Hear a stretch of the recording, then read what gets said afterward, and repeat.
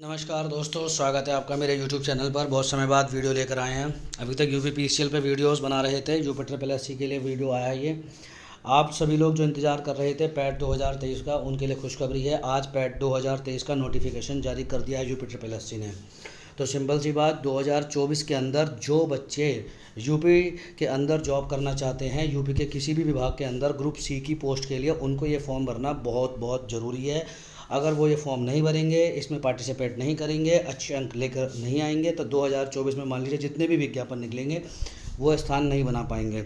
यहाँ इन्होंने यही बात कह रखी है कि 20 नवंबर 2020 को पैड लागू करा गया था। उससे पहले जितने विज्ञापन निकले हैं, उन विज्ञापन में जो प्रक्रिया दी गई है सिलेक्शन की, उन्हीं का पालन करा जाएगा। लेकिन 20 नवंबर 2020 के बाद जो भी विज्ञापन निकलेगा उसके लिए पैट अपने आप में एक एलिजिबिलिटी है। पैट मतलब प्रीलिमिनरी एग्जामिनेशन टेस्ट, प्रारंभिक अर्हता परीक्षा। पहले क्या होता था, अलग अलग फॉर्म भरना पड़ता था, अलग अलग विज्ञापन निकलते थे। पहले आप उसकी प्रारंभिक परीक्षा देते थे, फिर मुख्य परीक्षा देते थे। तो इन्होंने क्या करा, एक कंबाइन कर दिया कि मान लीजिए साल में 10 विज्ञापन निकलेंगे, उसके लिए एक कॉमन प्री एग्ज़ाम यही रहेगा और आपको सिर्फ डायरेक्ट मेन एग्ज़ाम देना है। सही है, आगे चलते हैं। और क्या क्या चीज़ें लिखी हैं कि प्रारंभिक अर्हता परीक्षा जो है, इसमें इन्होंने ये कहा है कि जितने भी विज्ञापन निकलेंगे, जो मैंने अभी आपको बताया, यहाँ पर ये वाली बात की है, जितने भी विज्ञापन निकलेंगे 2024 के अंदर, उसमें अगर आपको पार्टिसिपेट करना है तो पैट अपने आप में एक क्वालिफिकेशन है, उसका फॉर्म आपको भरना ही पड़ेगा। आगे इन्होंने ये कहा है कि जो पैट 2022 कंडक्ट कराया गया था 25 जनवरी 2023 में, उसका रिजल्ट आया था। 25 जनवरी 2023 में क्योंकि रिजल्ट आया है, तो उसका स्कोर कार्ड 24 जनवरी 2024 तक है। तो जो पैट 2022 का रिजल्ट है, उसमें जिन लोगों ने शामिल हुए थे, जो कैंडिडेट्स, वो सिर्फ कब तक के फॉर्म भर सकते हैं, जो 24 जनवरी 2024 से पहले तक फॉर्म निकलेंगे उनमें ही वो शामिल हो सकते हैं। कुल मिलाकर 25 जनवरी 2024 के बाद कोई भी अगर नया विज्ञापन आता है, तो उस विज्ञापन में आपको भाग लेने के लिए, उस विज्ञापन को भरने के लिए इस वाले पैट का फॉर्म भरना बहुत ज़रूरी है। ठीक है, तो पैट 2020 से लागू है। 2020 में आपका एग्ज़ाम कंडक्ट हुआ, ठीक है, 21-22 मतलब आगे से हो रहा है। तो आप इस बात का ध्यान रखें, अगर आपको यूपी में जॉब करनी है तो ये फॉर्म आपको भरना ही पड़ेगा। ठीक है, आगे इन्होंने लिखा है कि दिनांक 24 जनवरी 24 तक निर्गत किए जाएंगे उन परीक्षाओं में प्रतिभाग हेतु अभ्यर्थियों की शॉर्ट लिस्टिंग। प्रारंभिक अर्हता मतलब जो 24 जनवरी 24 से पहले फॉर्म निकला है, उसके लिए पैट 2022 अपने आप में क्वालिफिकेशन है। प्रारंभिक अर्हता परीक्षा 2022 के परिणाम की वैधता अवधि समाप्त होने के उपरांत मुख्य परीक्षाओं के आयोजन हेतु निर्गत किए गए विज्ञापनों के सापेक्ष मुख्य परीक्षा हेतु अभ्यर्थियों की शॉर्ट लिस्टिंग, मतलब 2023 का जो ये पैट निकला है, ये आपका मान्य होगा 24 जनवरी 2024 के बाद जो फॉर्म निकलेंगे उनके लिए। ठीक है, अगर कोई ये कहता है, यह भी स्पष्ट किया जाता है कि मात्र प्रारंभिक अर्हता परीक्षा 2023 के परिणाम, मतलब जो 2023 में शामिल होगा पैट में, अगर उसको कोई स्कोर कार्ड मिलता है और बहुत अच्छे नंबर आ जाते हैं, तो वो ये ना मान लें कि उसको कोई वैकेंट जॉब मिल जाएगी। ये अपने आप में सिर्फ एक एलिजिबिलिटी है, आपको एक सिर्फ स्कोर कार्ड मिलेगा। आगे इन्होंने क्या लिखा है, आयोग की परिधि में आने वाले पद। देखिए, इसको बहुत डिटेल में दे रखा है, लेकिन इसमें मोटा मोटी मान कर चलिए कि यूपी के अंदर जो ग्रुप सी की वैकेंसी है, समूह ग की वैकेंसी है, उन सभी के लिए पैट का एग्ज़ाम आयोजित करवाया जाता है। इसके अलावा ग्रुप बी की वो वैकेंसी जो अराजपत्रित हैं, उनके लिए भी ये एग्ज़ाम कंडक्ट करवाया जाता है। अगर सैलरी की बात करें तो 5200 ग्रेड पे में 5220,200 से लेके और 9300 से 34,800 तक के रहेंगे 4600 ग्रेड पे में। ठीक है, लेकिन अराजपत्रित रहेंगे, इस बात का ध्यान रखिए।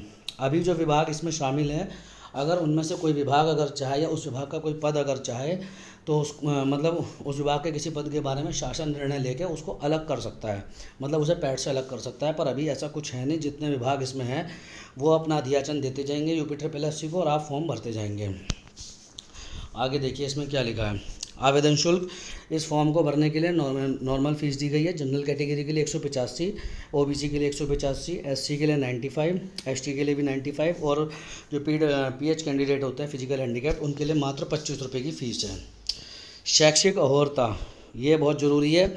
देखिए, शैक्षिक अर्हता मात्र जो 10th पास बच्चे हैं वो इस फॉर्म को भर सकते हैं। अगर आपने 10th पास कर रखी है तो भर सकते हैं, लेकिन ध्यान रहे, जब फॉर्म निकलेगा उस फॉर्म की जो भी शैक्षिक योग्यता होगी उसके आधार पर ही आप उसमें शामिल हो सकते हैं। पैट अपने आप में एक योग्यता है।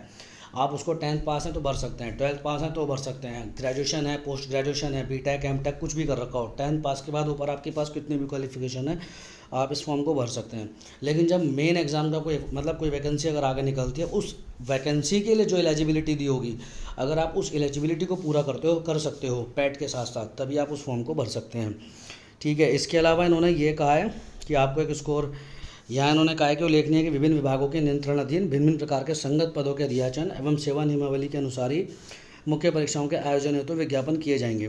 इन विज्ञापनों के सापेक्ष अनिवार्य अहर्ता रखने वाले अभ्यर्थी जो तत्समय प्रभावी प्रारंभिक अहर्ता परीक्षा में सम्मिलित हुए हैं, उन्हें आयोग द्वारा स्कोर कार्ड जारी किया जाएगा के द्वारा ही ऑनलाइन आवेदन किया जा सकेगा। मतलब कुल मिला के कहने का ये है कि जो अब 2024 में वैकेंसी आनी शुरू होगी, मान लीजिए जैसे कि जूनियर असिस्टेंट की वैकेंसी आती है, तो उसके लिए 12th पास अपने आप में योग्यता है। तो अगर कोई 10वीं पास बच्चा इस फॉर्म को भरता है और अच्छा स्कोर कर लेता है, तो इसका मतलब ये नहीं कि वो 12th पास वाला फॉर्म भर लेगा, वो फॉर्म वही वाला भर सकता है जो 10th पास का निकलेगा।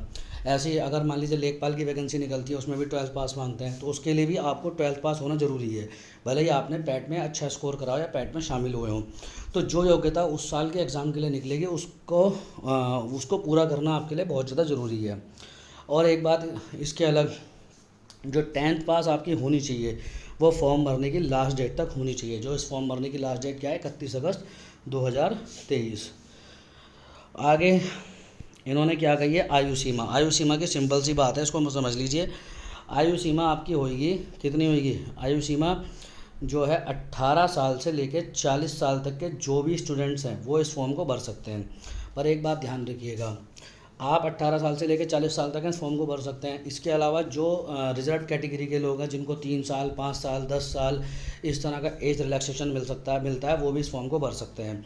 और जो यूपी गवर्नमेंट की सर्विस में ऑलरेडी कर रहे हैं, उनको भी 5 साल का जो है बेनिफिट मिलता है, वो भी भर सकते हैं। पर एक बात ध्यान रखिएगा, मान लीजिए कि कोई व्यक्ति है, जैसे कि जनरल कैटेगरी का एग्जाम्पल के तौर पर, और 40 साल की इस टाइम उसकी एज है 1 जुलाई को मान लीजिए, और वो इस फॉर्म को भर देता है, इस टाइम 40 साल की है। लेकिन अब कोई वैकेंसी 2024 में आती है और उस टाइम उन्होंने कहा है कि मैक्सिमम एज 40 साल ही होनी चाहिए, पर उस टाइम वो 41 साल का हो गया है, तब वो इस फॉर्म को नहीं भर पाएगा, उस वाले फॉर्म को, भले उसने पैड दे दिया हो। तो इस टाइम आप मान सकते हैं किसी फॉर्म के लिए एलिजिबल हैं, पर जब वो वाला फॉर्म निकलेगा तो वो एलिजिबल होंगे या नहीं, ये उस समय के नोटिफिकेशन के आधार पर तय होगा। मिनिमम जो यूपी ट्रिपल एस से जॉब निकलती है उसमें 18 साल या फिर 21 साल मिनिमम एज मांगते हैं, और मैक्सिमम 40 साल। और जो एज रिलैक्सेशन है ओबीसी के लिए 3 साल, एससी के लिए 5 साल और 10 साल, इस तरह से आगे आगे है, वो सब चीज़ें इसमें लागू होंगी। ठीक है, आगे देख लेते हैं। ये उन्होंने यही दे रखा है जो मैंने आप लोगों से बताया था कि जब इसका रिज़ल्ट आ जाएगा पैट का, तो उसके बाद जितने भी एडवर्टाइजमेंट आएंगे उसमें जो एज कैलकुलेशन होगी, उसमें जो नियम दिए गए हैं उसके आधार पर होगी। आरक्षण सबको मिलेगा जो जिस कैटेगरी का है उसके आधार पे, लेकिन आरक्षण की शर्त वही है कि आप यूपी के रहने वाले होने चाहिए। अगर आप यूपी के बाहर के हैं तो आपका ये मान्य नहीं होगा। ठीक है, आगे देखिए इसमें क्या दे रखा है, लिखित परीक्षा के संबंध में विशेष नोट। देखो सिंपल सी बात है, जो लिखित परीक्षा है वो आपकी 1 से अधिक पालियों में होनी तय है। ठीक है, क्योंकि पिछली बार भी लगभग 20-22 लाख बच्चों ने फॉर्म भरा था और 18-19 लाख बच्चों ने फॉर्म दिया, एग्ज़ाम दिया था। तो अगर इतने बच्चे फॉर्म देंगे, इतने बच्चे अगर एग्ज़ाम देंगे, तो एक शिफ्ट में तो एग्ज़ाम हो नहीं सकता, कम से कम 2 से लेकर 4 शिफ्टों में एग्ज़ाम होना तय है। तो किसी की शिफ्ट आसान हो सकती है, किसी की मुश्किल हो सकती है, इसलिए नॉर्मलाइजेशन इसमें लागू रहेगा। ऑनलाइन एग्ज़ाम नहीं होगा, ऑफलाइन एग्ज़ाम होगा, ध्यान रखिएगा, क्योंकि इतनी बड़ी संख्या में अगर बच्चे फॉर्म भरेंगे तो इतने ज़्यादा हमारे पास संसाधन नहीं है कि उनका ऑनलाइन एग्ज़ाम कराया जा सके। ठीक है, स्कोर की वैधता अवधि, आपका एग्ज़ाम मान के चलिए अक्टूबर-नवंबर तक कंडक्ट हो सकता है और आपका रिजल्ट वही जनवरी के आसपास आएगा। तो सिंपल सी बात है कि 1 साल के लिए मान्य होगा, जनवरी 25 तक मान के चलिए वो रहेगा। ठीक है, जो उत्तर प्रदेश के आरक्षित श्रेणी के सभी अभ्यर्थी हैं वो अपना आवेदन में अपनी श्रेणी अवश्य अंकित करें, क्योंकि उन्हीं को मिलेगा। आपकी एलिजिबिलिटी है या नहीं ये सिर्फ आयोग तय करेगा, आप नहीं। आप सिर्फ एक तरीके से अनुमान लगा के कि हाँ ये चीज़ें मांगी गई हैं, भर सकते हैं, लेकिन अंतिम डिसीजन उन्हीं का रहेगा। जो आपकी डेट ऑफ बर्थ है वो डिसाइड होगी आपके हाई स्कूल सर्टिफिकेट से, इसके अलावा और कोई मान्य नहीं है। ठीक है, आयु एवं शैक्षिक योग्यता की पुष्टि में अंक पत्र, प्रमाण पत्र, उपाधि की स्वप्रमाणित प्रति मांगे जाने पर प्रस्तुत करनी होगी। परीक्षा की तिथि क्या रहेगी, समय क्या रहेगा, केंद्र क्या होगा, ये सभी आपको एडमिट कार्ड से मिलेंगे, रोल नंबर के साथ मिलेंगे। जिस जगह पर आपको सेंटर दिया जाएगा, उसी जगह आपको जाकर एग्ज़ाम देना है और सेंटर चेंज करने की कोई भी एप्लीकेशन हैंडल नहीं करा जाएगी और किसी तरह का कोई अनावश्यक पत्राचार ना करें। ठीक है, बाकी ये सब चीज़ें देखिए, ये आपका सिलेबस है। सिलेबस में आपका क्या आएगा, इंडियन हिस्ट्री आएगी। इंडियन हिस्ट्री में ये टॉपिक हैं, आप इन्हें देख लीजिएगा। इसका हम अलग से वीडियो बनाएंगे जिसमें आपको सिलेबस के बारे में भी जानकारी दी जाएगी। ठीक है, भूगोल भी आएगा, भारतीय राष्ट्रीय आंदोलन आएगा, भारतीय अर्थव्यवस्था आएगी, भारतीय संविधान एवं लोक प्रशासन आएगा, सामान्य विज्ञान आएगा, प्रारंभिक अंकगणित आएगा, और आपका हिंदी आएगी, इंग्लिश आएगी, रीजनिंग आएगी, और आपका जो है वो आएगी करंट अफेयर्स आएगी, और आपका जनरल अवेयरनेस आएगी, अपठित गद्यांश आएगा, ग्राफ की व्याख्या आएगी, तालिका की व्याख्या आएगी। जिन्होंने कहा है कि क्रमांक 1 से लेकर 9 तक जो होगा एनसीईआरटी का लेवल होगा, सीनियर सेकेंडरी का या सेकेंडरी का, ऑब्जेक्टिव पेपर होगा और 1/4 मार्किंग होगी।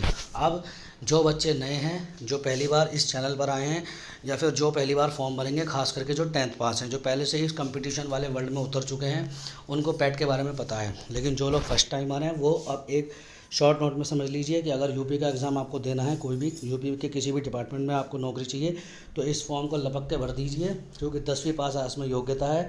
10वीं पास के लिए कोई भी एग्ज़ाम अगर निकलता है, कोई भी वैकेंसी निकलती है, तो 10वीं पास, 12वीं पास, ग्रेजुएशन पास, ये आपका होना ज़रूरी है। ठीक है, जो एग्ज़ाम होगा बहुत आसान होता है, इतना मुश्किल नहीं होता कि आप नहीं क्वालिफाई कर सकते। सिंपल सी बात, आपको हाई से हाई नंबर लाने ज़रूरी हैं, जिससे कि आप आगे के फॉर्म भर सकें। तो इस फॉर्म को ज़रूर भरिए, और आगे आपको इस बारे में पूरी जानकारी दी जाएगी, स्टडी मटेरियल वगैरह की, सिलेबस डिटेल में आपको डिस्कस करा जाएगा। ठीक है, तो